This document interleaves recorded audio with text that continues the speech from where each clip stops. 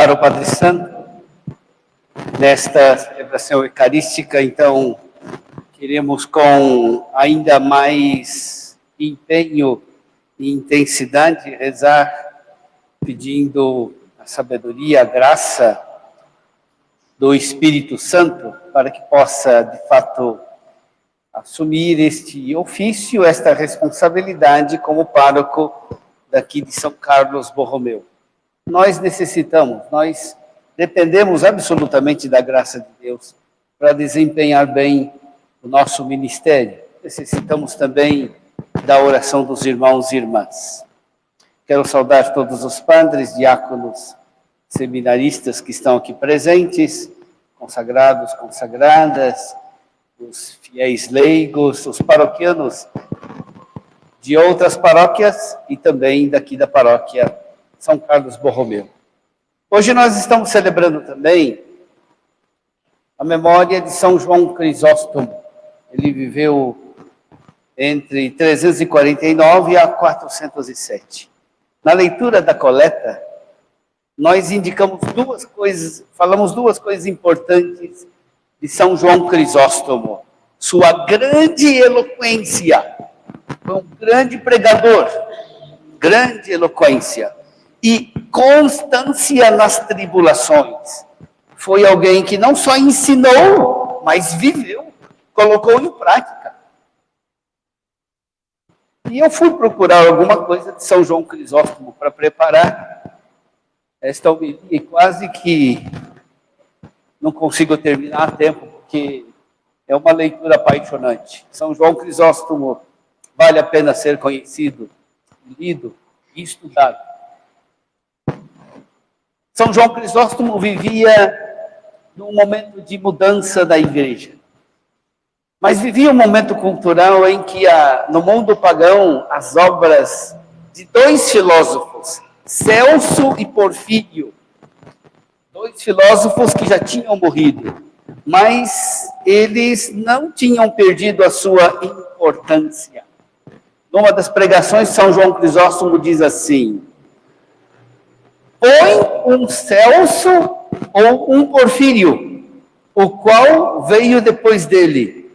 Os livros que contêm as profecias estão nas mãos dos nossos inimigos.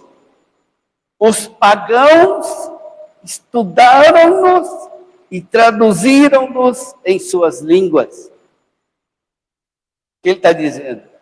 Porfírio e Celso, que atacam a fé cristã, eles conhecem muito bem as Escrituras. Estudaram as Escrituras Sagradas.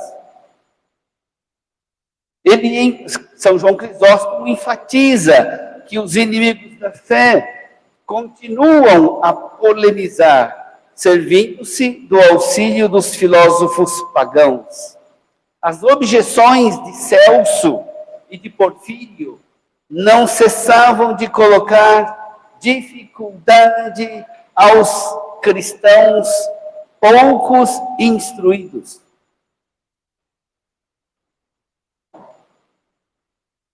Leio para vocês algumas questões que os pagãos colocavam para os cristãos.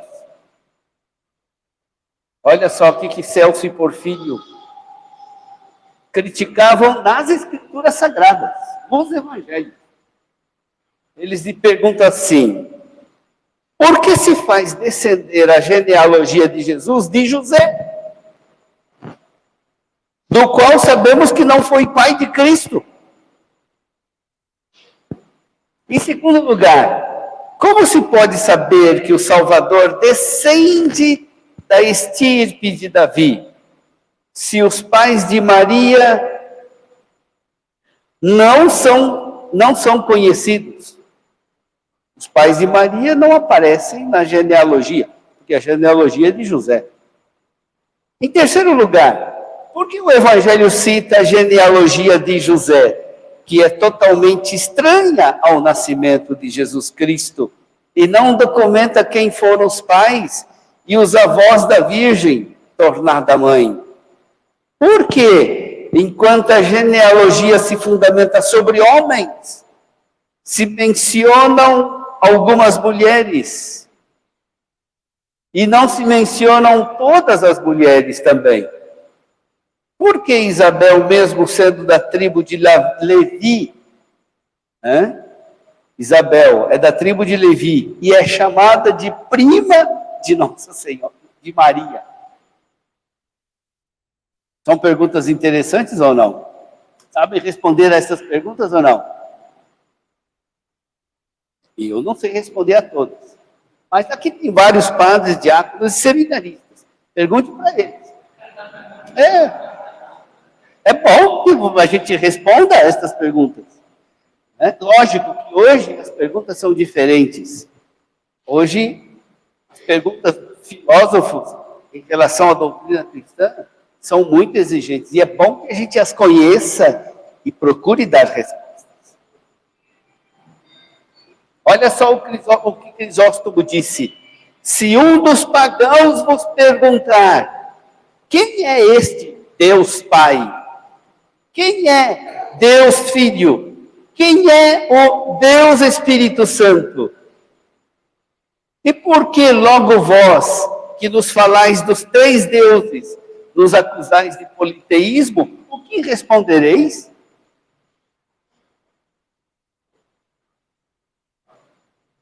São João Crisóstomo, depois de ter exibido estas poucas interrogações, são muito mais, interrogações pagãs de fundo, conclui: o que respondereis a tudo isso? O que acontecerá se os pagãos nos dirigirem estas perguntas e vós não quiserdes nem mesmo escutar atentamente estes nossos discursos? Se vós dispusesseis de mais tempo livre, gostaria de trazer aqui e mostrar a todos vós um livro escrito contra nós, por um filósofo pagão, e também um outro escrito de um filósofo mais antigo, para assim poder vos despertar e vos sacudir da vossa preguiça. Ele era duro com os seus fiéis, né, gente?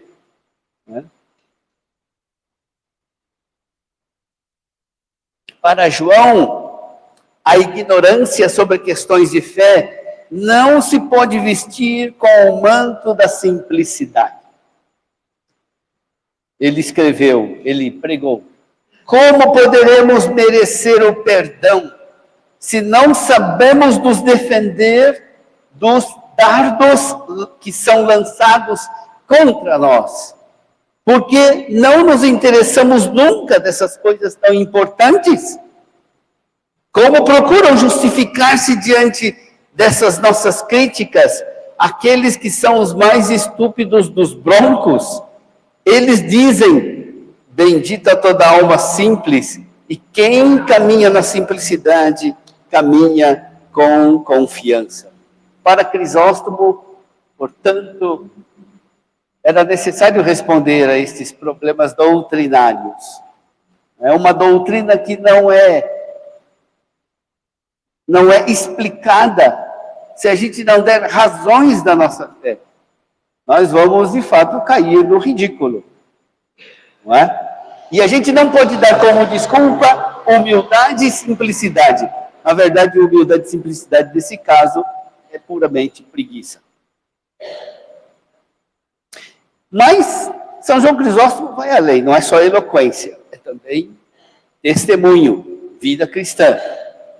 Crisóstomo destaca o seguinte: eu temo que depois de termos confutado, ou seja, depois de termos respondido os pagãos sobre o terreno do dogma, eu suscite uma solene gargalhada se confronto a vida dos fiéis com a deles. Então não basta só responder aos problemas doutrinários. Preciso viver. Não é? E ele fala: eu tenho medo de que eles riam da gente, porque eles estão mais virtuosos do que os cristãos. Com pesar, Crisóstomo constata que o critério de diferenciação entre os cristãos e os pagãos, em vez de ser o teor da vida, o modo, o comportamento das pessoas é estabelecido somente pelo lugar que eles ocupam na igreja. Porque, de fato, né, os que não eram batizados eram depois despedidos, né, da liturgia da palavra.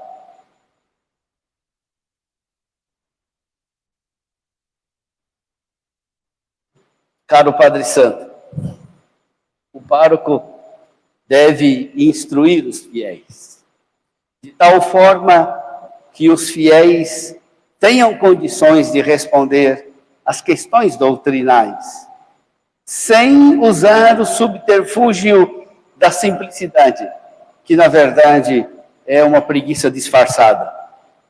O pároco, além disso, santifica e governa a fim de que os fiéis não só sejam instruídos na doutrina, mas que vivam com alegria e testemunhem a doutrina, o evangelho com transparência.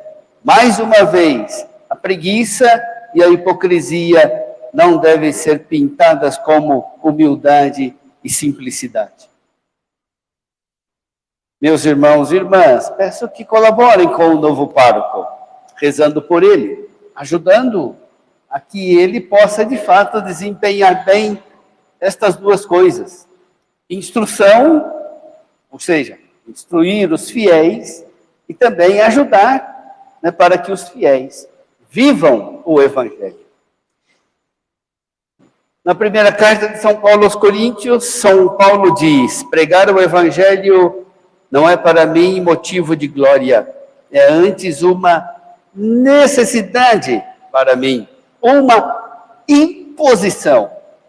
Ai de mim, se eu não pregar o Evangelho. Como é que a gente pode entender isto? Ai de mim. Por que São Paulo diz isso? São Paulo faz uma confidência aos cristãos. Ele diz como é que ele se sente em relação ao ministério da palavra. Ele se sente como o profeta Jeremias. Se a gente for ler o profeta Jeremias, nós vamos descobrir que o profeta se sentia forçado pela mão de Deus a profetizar. Jeremias diz, né, que a mão de Deus pesa sobre ele. Jeremias fazia esforços para não falar em nome de Deus, mas ele não conseguia resistir, pois era movido pelo fogo interior, não dele, o fogo interior da palavra. É assim que devemos entender a exclamação de Paulo: ai de mim, se eu não pregar o Evangelho. Ainda que se sinta movido por uma força que o supera, Paulo exprime sua liberdade em termos paradoxais. Se eu exercesse minha função de pregador por iniciativa própria, eu teria direito a salário. Mas, como a iniciativa não é minha, trata-se de um encargo que me foi confiado. Em que consiste, então, o meu salário? Em pregar o Evangelho. Olha só que coisa. Em que consiste a minha recompensa, o meu pagamento, o meu salário? Pregar o Evangelho, oferecendo-o de graça, sem usar os direitos que o Evangelho me dá. Como um escravo, ele não tem direito a salário. Paulo reconhece que não tem direito a pagamento.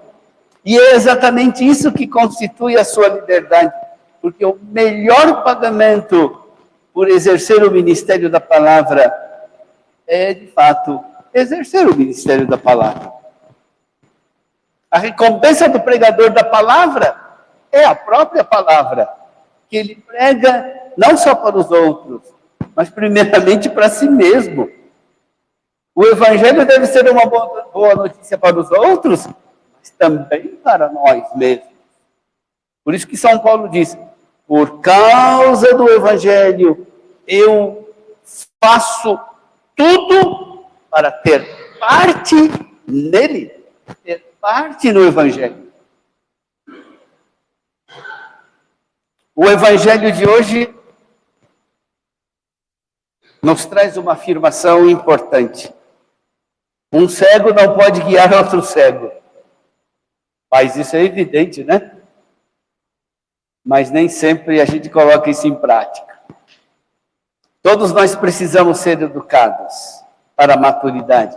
Todos nós precisamos ser ensinados, ser corrigidos, sermos abastecidos de coisas boas para viver em plenitude. De fato, essa é a nossa natureza, né? A educação, a instrução, a correção, a aquisição de recursos e de virtudes, isso faz parte da vida humana. Diferente dos animais, nós não somos guiados somente pelos instintos. Ao reconhecer essas necessidades próprias do ser humano, reconhecemos que precisamos também de quem nos eduque, precisamos de quem nos ensine, de quem nos guie.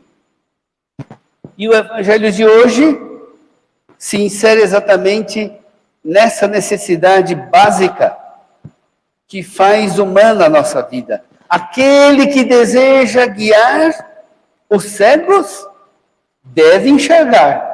Se um cego guia cegos, todos cairão no buraco. Para ver o caminho, para ver o destino, é preciso que quem guia tenha os olhos de Cristo. Os que não veem com os olhos de Cristo e pretendem ser guias, conduzem os outros ao buraco. Para educar para a vida eterna, é preciso enxergar com os olhos de Cristo. Todos nós somos discípulos de Cristo, por isso nunca seremos superiores ao Mestre que é Cristo.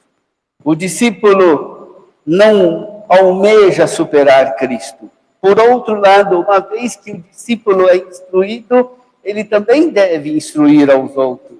O discípulo que é instruído por Cristo não pode guardar isto só para si mesmo. Deve ser como mestre, deve transmitir o que dele recebeu e deve transmitir só o que dele recebeu.